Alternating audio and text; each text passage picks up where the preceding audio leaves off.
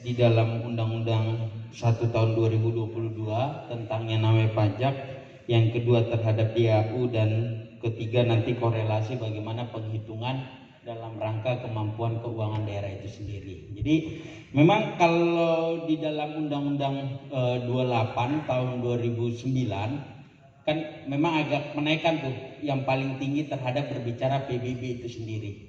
Jadi memang kalau kita merujuk ke dalam undang-undang, prinsip di dalam yang namanya undang-undang, Bapak Ibu, itu kan tidak boleh membebankan kepada masyarakat, Pak. Tidak boleh membebankan kepada masyarakat. Jadi memang kita berikan terhadap PBB karena setiap orang pasti kalau membayar PBB itu kan memang kan diberikan, Pak. Jadi memang kita berikan dia batasannya tertinggi untuk PBB memang 0,5, karena kami contohkan, Pak, ada salah satu daerah, jadi kami tidak menyebutkan. Jadi memang dia dulu menetapkan tidak lebih dari 0,3, tetapi di bawah 0,1 tarif PBB. Ketika dia ingin menaikkan target pajak daerah dan retribusi daerahnya, Bapak Ibu, pas kita lihat di dalam APBD, terjadilah kenaikan sampai 20-30%, Pak, kenaikan terhadap yang namanya pajak daerah dan retribusi daerah segi PAD. Kami tanyakan, kalau tidak mungkin pemerintah daerah itu menaikkan yang namanya APBD setinggi sampai kurang lebih 30-40, karena berbicara perekonomian saja itu paling tinggi itu kan sekitar 5 sampai range-nya 10%. Itulah kenaikannya.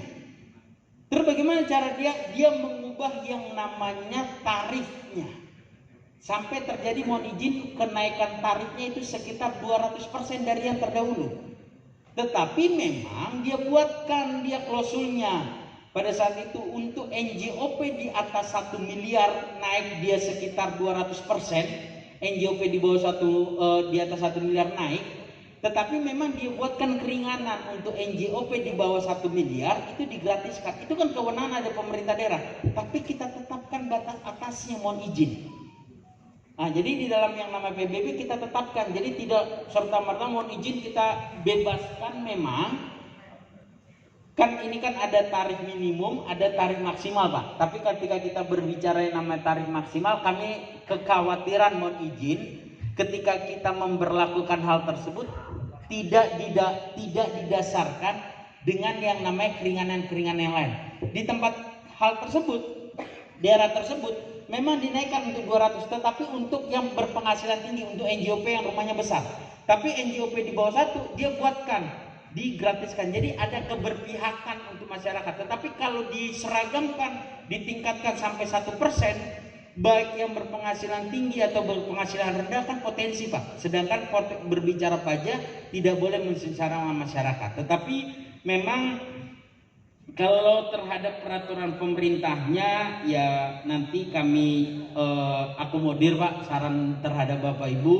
Tapi kalau yang penetapan terhadap tarif ya kami hanya mengatur batas tertinggi. Jadi kalau batas tertinggi yang tadi seperti yang namanya pajak hiburan, mohon izin Bapak Ibu, dia range-nya 10% sampai 75%, ya ditetapkan dia di tengah-tengah rata-rata 35%. Ada daerah yang menetapkan 75, tapi rata-rata. Jadi kita membatasi jangan sampai keluar pajak yang mensengsarakan masyarakat itu sendiri, mohon izin. Selanjutnya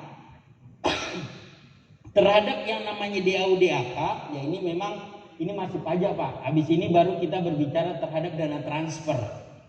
Jadi konteks kalau kita berbicara DAU, izin dulu, memang terdahulu Bapak Ibu itu ditetapkan. Pertama dikatakan, kalau Bapak Ibu sampaikan, Pak, DAU kami menurun sekarang. Konsep terhadap yang namanya DAU, Bapak Ibu, dikatakan 26% dari pendapatan dalam negeri neto itu yang disalurkan menjadi dana alokasi umum, mohon izin. Makanya kalau kita lihat penyaluran 2020, 2021, bahkan di 2022 kita tidak terjadi kenaikan karena persentasenya 26, Pak. Dan posisi pendapatan dalam negeri neto itu turun, sehingga potensi terhadap penyaluran dana transfer dari pemerintah pusat kepada pemerintah daerah itu turun. Jadi kita mohon izin tanpa mengurangi rasa hormat, jangan berasumsi setiap tahun itu terjadi kenaikan, karena memang pendapatan dalam negeri kita kan tidak bersifat dinamis, tidak bersifat statis. Mohon izin.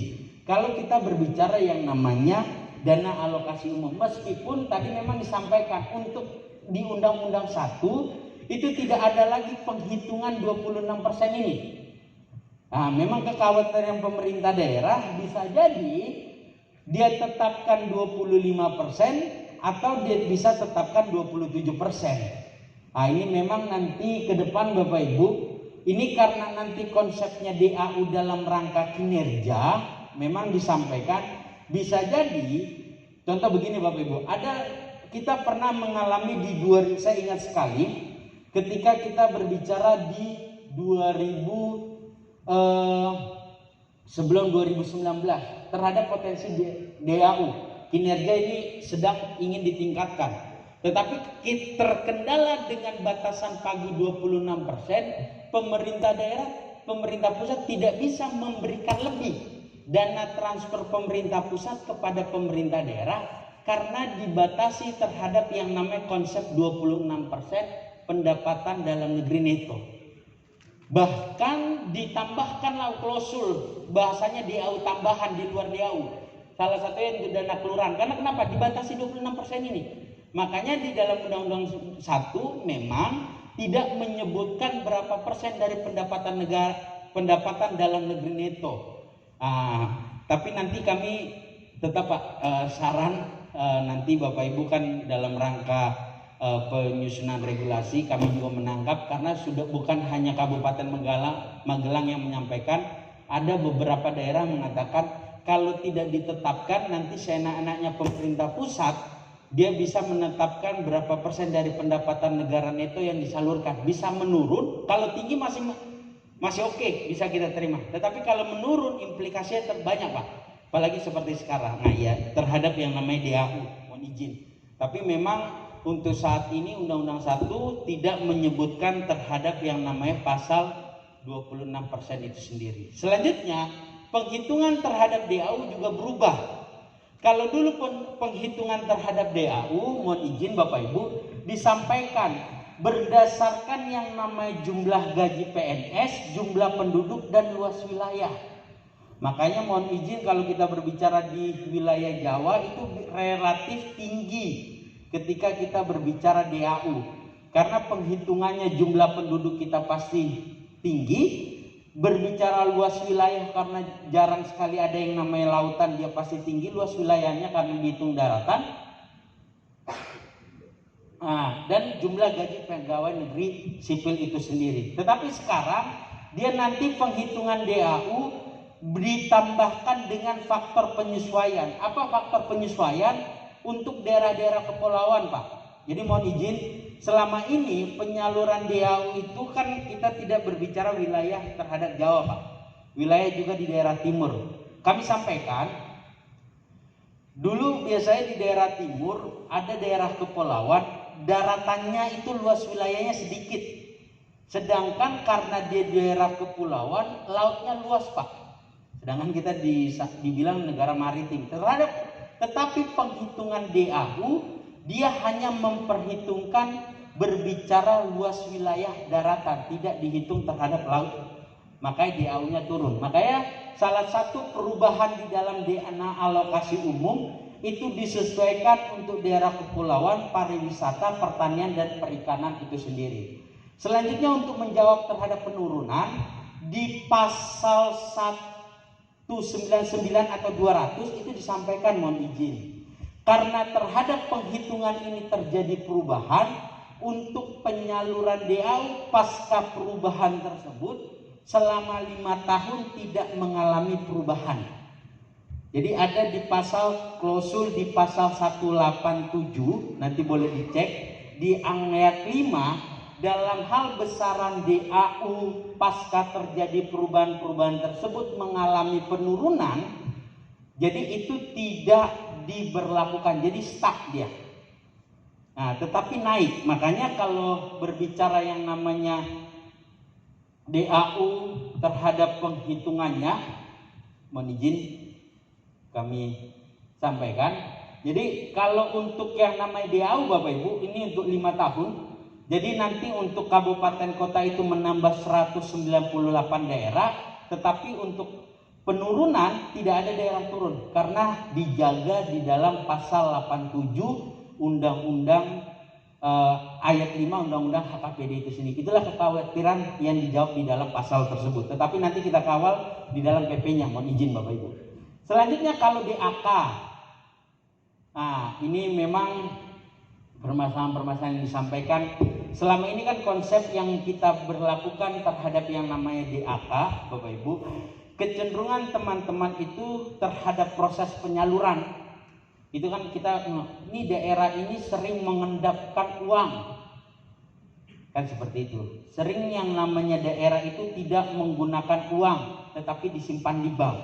Tetapi kadang-kadang bukan hanya kesalahan Pemda, kami mengakui.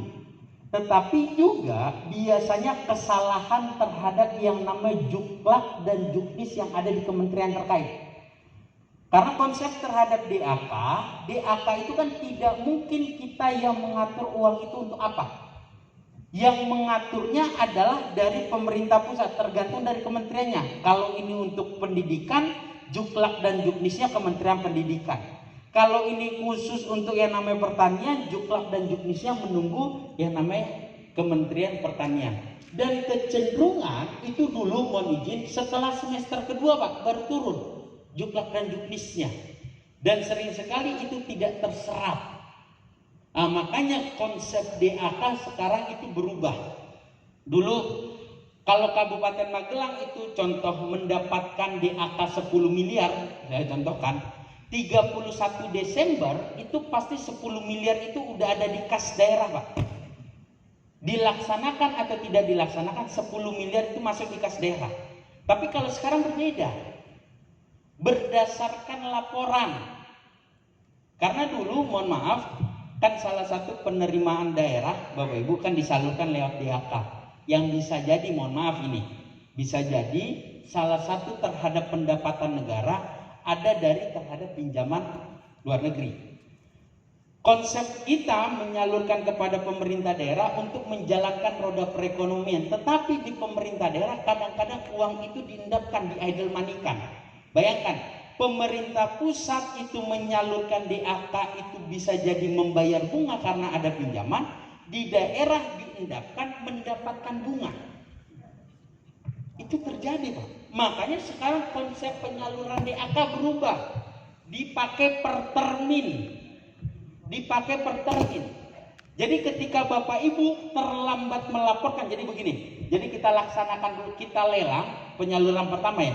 Kita lelang, ada kontraknya, sudah berjalan 10 atau 20%, kita laporkan, baru uang itu turun ke APBD, baru APBD membayarkan kepada pihak ketiga. Itu sekarang.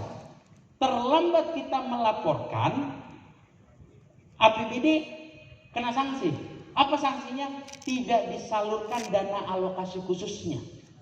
Nah, inilah yang harus teman-teman komisi mohon izin dalam rangka bermitra dengan teman-teman SKPD, jangan sampai terlambat melaporkan dana alokasi khususnya. Ini juga Bapak Ibu treatment dari kami Kementerian Keuangan dan Kementerian Dalam Negeri untuk mempercepat petunjuk teknis dan petunjuk pelaksananya bagi kementerian-kementerian dalam rangka petunjuk terhadap yang namanya DAK yang kecenderungan sering terlambat.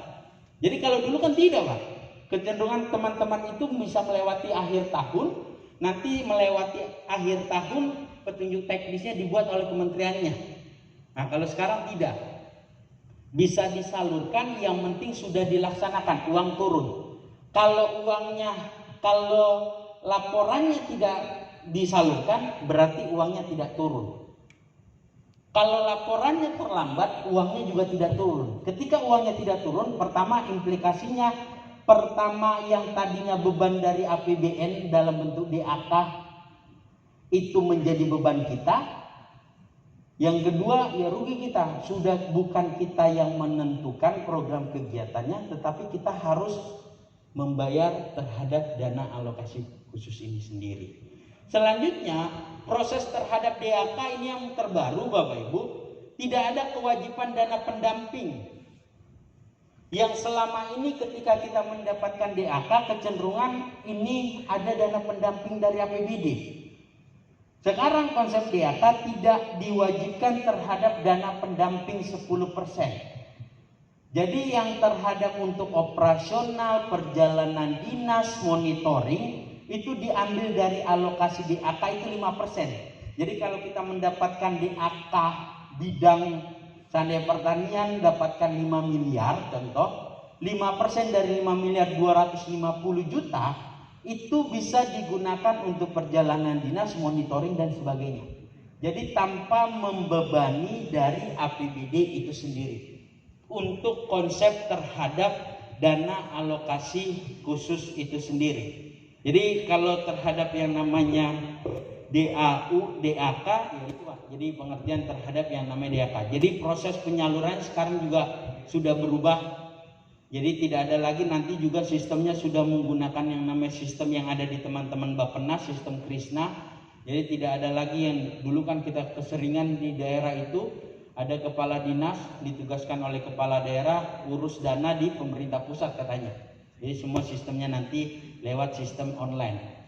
Jadi tidak ada lagi dulu, kalau dulu Bapak Ibu kami juga menerima keluhan-keluhan dari pemerintah daerah, Pak kami tidak tahu Pak pemerintah daerah tiba-tiba ada DAK. DAK-nya adalah kegiatan pembangunan gedung sekolah atau kegiatan pembangunan gedung puskesmas. Tetapi ditempatkan di sawah, di pelosok lah. Jalan ke sekolahnya atau ke puskesmas kita belum ada Pak, seperti itu. Nah jadi kalau sekarang tidak, jadi lewat step by step mulai dari musrembang sampai kepada musrembang nasional di dalam diakomodir terhadap DAK itu sendiri. Selanjutnya terhadap kemampuan keuangan daerah, ya karena Kabupaten Magelang saja Pak kapasitas keuangannya tinggi. Tapi kalau untuk sekarang sudah banyak daerah-daerah kalau penghitungan kemampuan keuangan daerah sudah turun. Ada yang sudah rendah, yang tadinya rendah itu dia menjadi yang tadinya sedang dia turun menjadi rendah. Dulu ya saya baru ditelepon, Pak, sekarang bagi hasil provinsi tunjangan penghasilan buruh. Tunjangan penghasilan buruh itu kan kalau penghitungan kemampuan keuangan daerah tidak masuk menjadi bagian pendapatan Pak.